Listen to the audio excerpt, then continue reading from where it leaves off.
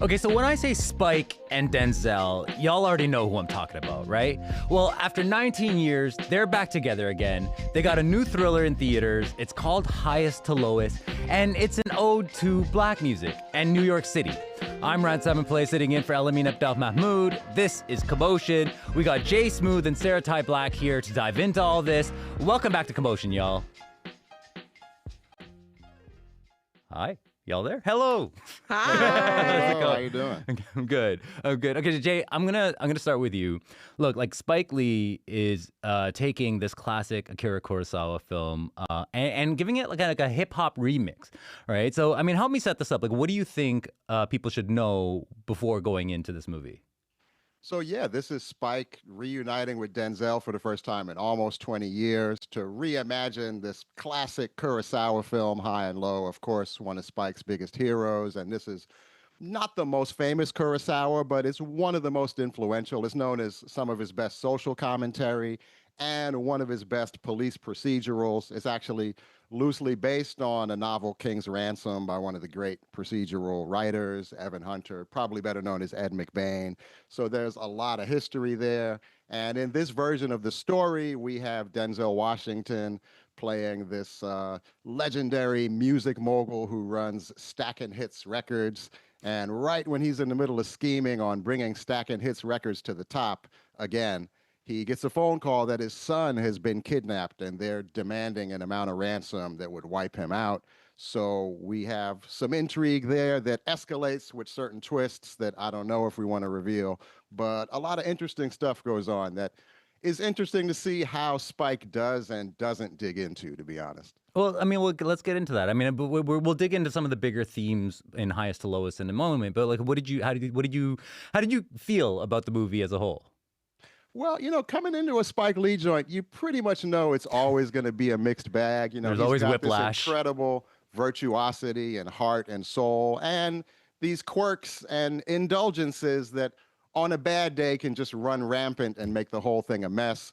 On a good day, that heart and virtuosity balance it out. This one is somewhere in the middle. I definitely have frustrations with it, but there's also a lot that's really well done and endearing about it. So I felt like he left a lot on the table in terms of the potential for critique and commentary, but there's also a lot of fun to be had with just the cinema and the storytelling and Spike sort of bringing his gang back together to celebrate his Spikeness. Yeah. Well, Sarah-Tai, I mean, are you feeling the same way? What did you take away from the movie? Yeah, I feel pretty similarly. I knew coming into it that Uncle Spike's going to be Uncle Spike. He's never not going to be Uncle Spike. We love him, and we. Did you call this Unk Cinema, by the way? And yeah, I was going to say this is definitely Unk cinema for better and for worse. Like Jay said, it's really Spike leaning into all his Spikeisms, but also Denzel leaning into all his Denzelisms. I think Denzel is in the Al Pacino phase of his career where he will be in Scent of a Woman and just be like, and you either like it or you don't, but you know that you have no control over it, and like Jay was kind of hinting at, like most of his films from the past decade, there's moments of utter clarity, utter artisanship in his craft. And then there's these moments where it's just messy, it's a bit corny, like you were saying, like the Spike Lee whiplash, we're all used to it at this point. But yeah, I was really interested as a fan of the Kurosawa film High and Low to see how he would kind of do it through his own lens. And he definitely does what you expect in that regard, which I mean in a complimentary sense in terms of centering Black culture, Black cultural product, and of course, New York City. Well, let's get into again, that contrast between the Kurosawa film and then what Spike's doing here, because I mean, Jay, I mean, he's moving the action to the U.S., yep. And he's also, moving it into the music industry, right? And so, I mean, he's exploring new territory, new ideas, and new themes. So what would be the theme that resonated with you the most? It's hard to say because I feel like thematically, especially given this source material, it's so rich with commentary on class dynamics and capitalism. It doesn't seem like Spike ever quite made up what he wanted to say or what he wanted to dig into. It is set in the music industry, but I never really got a clear sense of even what sort of label Stackin' Hits is. It seems to be implied that it's a hip hop label, but Denzel seems much more like maybe a Quincy Jones or a Clarence Avant, who's not really, he doesn't remind me of any hip hop mogul that I know of in real life. So it's hard to place exactly where he's situated culturally. And there's a strong implication of Spike having grievances with modern day hip hop. But other than two scenes at the end with ASAP Rocky that are very interesting, but don't really have any context in the rest of the film, it's not really clear what Spike is going for. I mean, it's very noticeable that you don't hear any hip hop in the soundtrack, and we even have this traditional orchestral theme.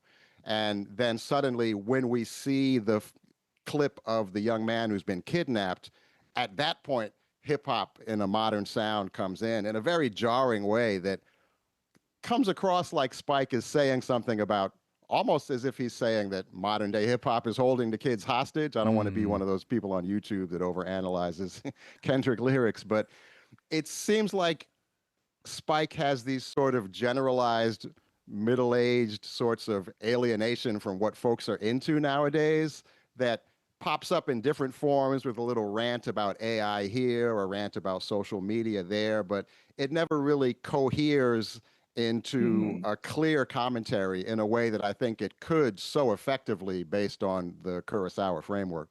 Yeah, I mean, I think what you're saying is also ties back to, again, Sarah-Tai labeling this like Unk cinema, right? Because there's something about like, as you're saying, like the Denzel character being this guarded gatekeeper and almost being conservative in a sense, right? And I always wonder how much of that was intentional. And Sarah-Tai, I mean, Jay mentioned how the Kurosawa, the original, really dealt with social class, all right? And that's something you wanted to talk about when it comes to this movie. So how do you feel about how Spike handled that here? Yeah, I think that the way that Kurosawa's film dealt with class was so interesting, especially on like a visual level. For if you're familiar with it, the film kind of has like a two-half structure where you're pivoted down to like the working class urban landscape. It's something that was evoked in Monkey Man. You really saw that, and I wish we saw more of that in Highest to Lowest because it speaks so clearly to Spike's long-time vision as a filmmaker, and we certainly do get a really great glimpse of that midway through the film, which I think most critics and movie watchers have agreed there is an excellent peak action moment in the film that speaks to that kind of social commentary and social geography. But those threads kind of get lost in the beginning and in the end of the film. You know, I think that we see Denzel's character, King David, as clearly this guy who wants to maintain this artistic integrity. You know, one of the Denzelisms is like A-E-I-O-U, and you're like, oh my God, Denzel, stop it. But no one can stop him. I'm sure Denzel and Spike are gassing each other up until they get more and more of these kind of languageisms, you know, and Spike certainly does treat class head on in certain moments. There's a difference in the way that police treat different people based on their class background, based on the fact if they've been incarcerated or not. But the way the film kind of collects these symbols of specifically Black artistic integrity, you know, we see the paintings in his house, it's full of Basquiat's, makes me so mad. Put it in a museum. Stop hoarding the Basquiat's, guys. The artist on his label, despite the fact that Ice Spice is in this film for some reason. But, you know, the film returns to this idea of integrity in the craft in a way that is a critique of this shallow kind of attention economy that we find ourselves living in. But it also reinforces the fact that the Black elite is a demographic that should be maintained and that should grow and should benefit from offering a seat at the table to like one of us a year, just to kind of forward the idea of integrity or, you know, love for the streets. There's a lot of that. Like Spike, this guy who lives in his giant mansion in Manhattan is not going back to the streets. They don't have a lock on someone on the streets who like does the PI work for them like they do in this film. And you know, it's certainly something that Spike does try to critique a bit. But I just don't think he's wildly successful in it. I think he clearly has a love for working class New York, absolutely. Again, you can see that in that height of the action of the film, which is the best part of the film. But I do wish there was this more collectivized spirit that we saw throughout the film rather than in just one part. Yeah, I mean, it's interesting because it's like there's the morality drama here where it's supposed to be about this character fighting for his soul or fighting to maintain his soul, and Spike seems to translate that over to Denzel's character's approach to the music industry, where it's like he's also trying to keep the soul, but the soul is being dismissive again of certain Yeah, people. and the soul is meant to gain him more capital. You know, it's like Yeah. it does, not to give spoilers, but it does end to a point where the business model he chooses is one that is more quote unquote homegrown, but Mm. he's still living in that mansion, just Yeah. choosing one artist to come up and be the new face of the new face of progress for him artistically. Right. Well, look, I mean, you mentioned Ice Spice earlier, right? And let's talk about this cast for a second, right? Because we got in this cast, Oscar-winning Denzel Washington and Jeffrey Wright, fresh off his Oscar nomination for American Fiction. Also co-stars Ilfinish Hedera, and then these rappers, A$AP Rocky and Ice Spice. And look, it's a wild cast, and it gets you moments like this one between Denzel and A$AP. King David, now ain't this something? Sorry? I got your full attention now, huh? You finally listening to me. Yeah, I'm listening. Good. You know you got the wrong boy, right? Yeah, so I've heard. You can't expect me to pay $17.5 million for somebody else's son if it's about me. Well, then his blood is gonna be on your hands then. How you want it? No, man, come on now. Yeah, this ain't no fucking Hey. negotiation. It's a All right. day of reckoning. You're not God no more, I am. So that was a moment from highest to lowest. And Sarah-Tai, I just want to ask you. I mean, I've heard so much about how you feel about Denzel's performance, but are there any other performances that really stood out for you? I want to say Jeffrey Wright, but I feel like his character was underwritten, and it feels like I'm rooting for this film, I guess is what I want to say. I'm always rooting for Spike, despite the fact that he's let me down for a very long time now, to the point that it's personal, and I call him Uncle Spike because he is my uncle that I have personal grievances with. But it really is for me about the relationship between this lead actor and the director, because I don't find any of the characters developed enough to engage with their character beyond the symbolism. Like A$AP Rocky is a very surprising turn. I will say I'm an A$AP Rocky hater because he's a colorist, but I can't deny it. It was a surprising performance relative to Ice Spice or Princess Nokia. But I think for highest to lowest, we're focusing more on themes, we're focusing more on symbolism, we're focusing more on the culture. And yeah, I mean, add an extra half an hour, Spike. Just give us a bit more of the character. I really, really would have loved to see more from Jeffrey Wright's character, other than like the kind of token man of faith thing that we get from him. I want to go back to, I mean, you kept saying that, like, the movie really becomes electric in the second hour, right? And we all know what moment that is. It's when Denzel's character comes down from his penthouse and he's in the streets and the subways of New York City. Jay, I mean, as a New Yorker, how do you feel about the way Spike captures the spirit of New York City? Yeah, I mean, the movie overall definitely feels like another love letter to Spike's New York. And the opening scene going through New York's skyline with Oh, What a Beautiful Morning from Oklahoma plays surprisingly moving to me as a New Yorker. After that, the first half is not quite as resonant to me because, as Sarah-Tai said, seems to me like kind of a pat portrayal of Black elite life. I feel like there are so many Black artists we could show besides Basquiat and Kehinde Wiley. I wish we could maybe give Amy Sherrill the shout out once in a while. It's very pretty to look at on screen, but I feel like I've seen that before, and it's not the New York I'm from. But in the second half, as soon as they go out into the streets to deal with this kidnapping, I think it really comes alive, especially with this incredible scene. It's a variation of the same sort of chase scene on a train that's in the Kurosawa film, but of course we're on the New York City subway on the day of the Puerto Rican Day Parade, and this really effective action scene gets mixed in with this beautiful cultural celebration centered around a performance by the amazing Latin jazz legend Eddie Palmieri, and such a beautiful virtuosic scene with the action clicking so well, and such a beautiful tribute, especially at this moment in time when there are a lot of bad faith actors and demagogues out there trying to drive a wedge between Black and Latino people and to portray immigrants in general as the ops for the Black community. Was really moving to me to see Spike takes some time in his latest love letter to Black New York to give this love to Puerto Rican, Boricua New York, and show how this culture and Eddie Palmieri are a big part of this shared fabric that Spike is always celebrating. So I thought that far and away was the highlight of the film to me, and even more poignant with Eddie Palmieri having just passed a couple of weeks ago. Yeah, I mean, exactly. I think we're all feeling like that again, every as you said, unanimously, that's the moment where everyone is praising the film. But like, look, Jay, like I got like 30 seconds left here, but I just want to say, like, Spike-Denzel, we know them for so many movies: Mo Money, Mo Better Blues, Malcolm X, He Got Game, and Inside Man. Where does this stand for you in terms of that canon? Well, for me, it certainly doesn't feel as important as a Malcolm X.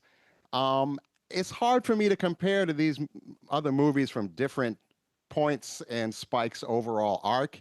But it's so interesting to me to revisit. As a teenager, I went to see Do the Right Thing, and it was so validating how authentically and genuinely he represented our generation, our New York.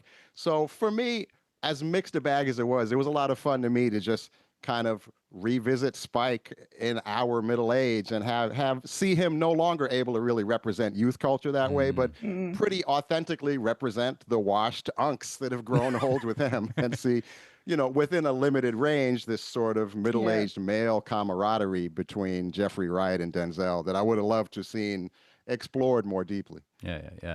Well, listen, I mean, there's so much we could talk about when it comes to Spike, but I'm so glad I had you all to talk about it with. Thank you so much for being here. Bye. Bye-bye. Sarah-Tai Black is a freelance film critic whose work shows up in the Globe and Mail and here on Commotion. And Jay Smooth is a veteran hip-hop broadcaster and culture critic based in New York. You can catch Highest to Lowest in select theaters across North America right now, and also stream it next month on Apple TV+.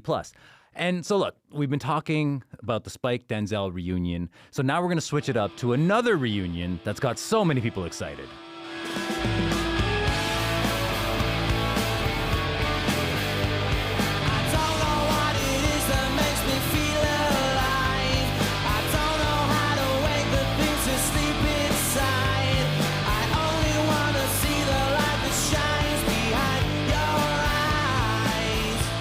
I'm Rad Simonpillai sitting in for Elamin Abdelmahmoud. This is Commotion, and that was a bit of Acquiesce by Oasis. And they're on tour right now. They'll be in Toronto this Sunday and Monday. And of course, this reunion tour is happening because brothers Liam and Noel Gallagher finally put their 15-year feud to an end.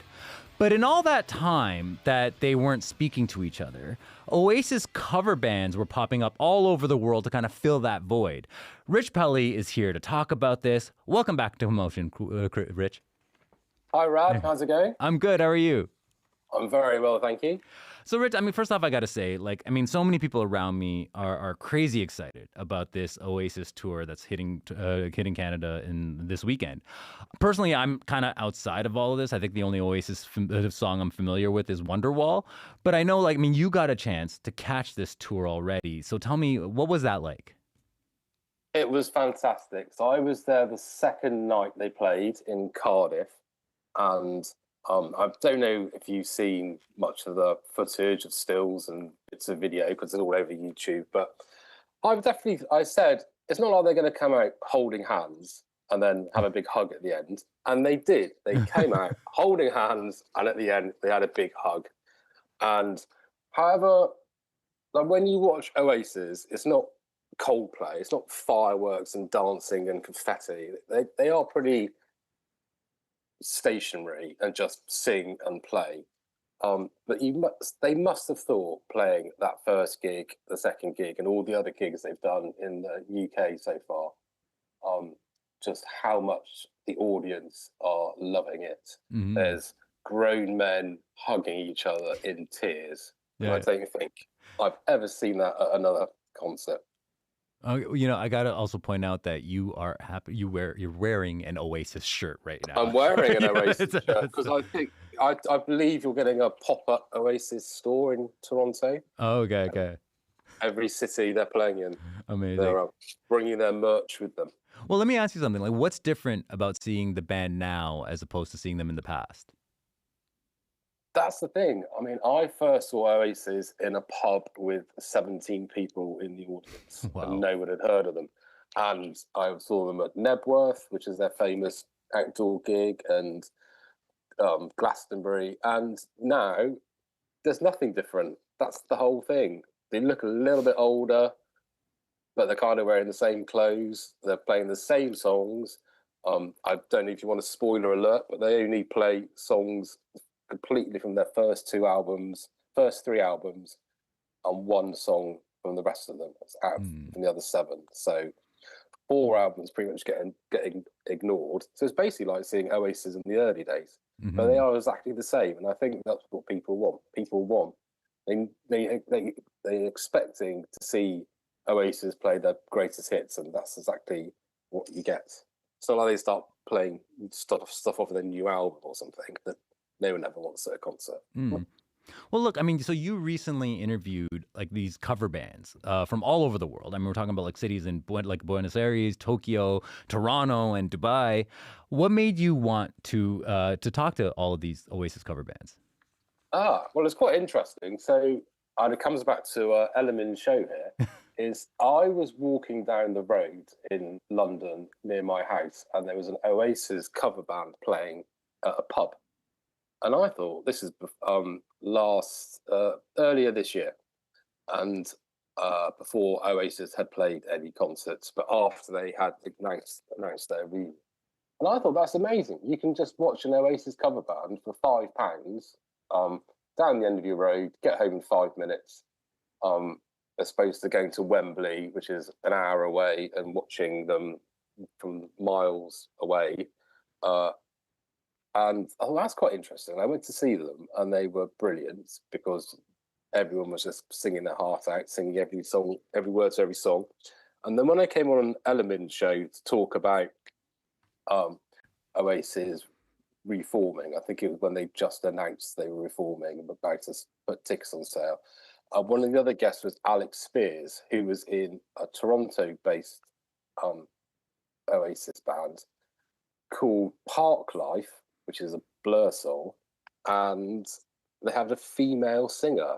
And I thought, wow, that's amazing. I thought everyone was like you, Rad, just knows Wonderwall, and that's it. Yeah. I was surprised. And then I did some research and suddenly started finding all these bands in Jakarta and places that you would expect, like America and Canada and Australia, who speak English, but then all these weird countries, not weird countries that it seemed unusual that in Japan, where English isn't the first language, the singer whose first language isn't English would sing songs in English, and all the crowd whose first language isn't English sings back in English. And it was just amazing. And I found hundreds of them.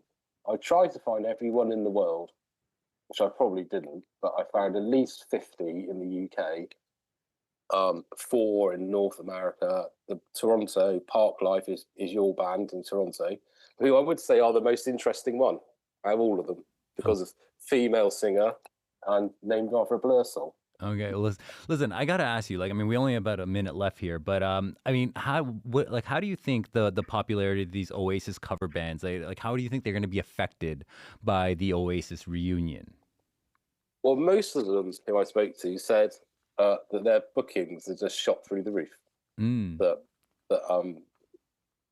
some of them were just booked out, flat out, because people want to see Oasis. They want to see.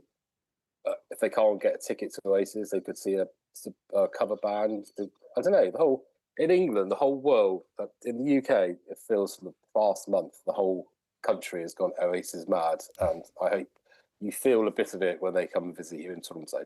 Okay, well, listen, Rich, this has been so fascinating to me, especially as a novice when it comes to this You world. need to do some homework. I do. Next time I speak to you, I want you to know 3 Oasis songs. Amazing. I will absolutely try to not disappoint you. Rich, thank you so much for being here. Okay, lovely to chat. See you.